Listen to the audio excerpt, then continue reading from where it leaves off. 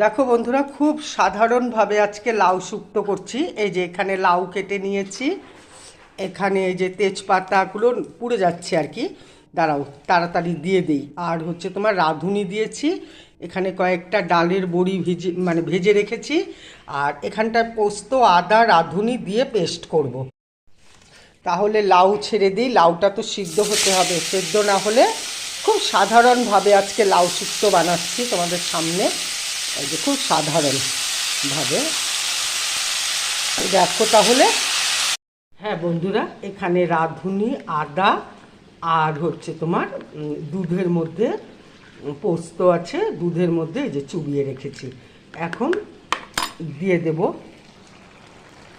একটু জল জল আছে ওর মধ্যেই দিয়ে দিব। শুক্তো তো একটু নরম নরম হয় অবশ্য। এই যে দিয়ে দিলাম, ডালের বড়ি ভেজেছিলাম, ডালের বড়ি দিয়ে দিলাম, একটু নাড়িয়ে দিই।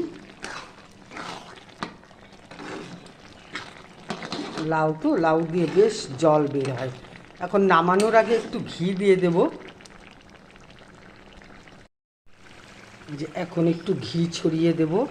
এখনও অনেকটাই জল আছে লাউ দিয়ে, তাহলে জলটা টানতে থাক বন্ধুরা। ততক্ষণ ভিডিওটা তাহলে রাখছি, আবার আরেকটা নতুন ভিডিওর সাথে তোমাদের সাথে আসবো। আজকে দেখো কত জল, দেখেছো তো? একটু জল জলই নামিয়ে দেবো নাকি, এ তো আর টানছে না, লাউগুলো গলে একদম একটা অতীব সাধারণ রান্না আর কি।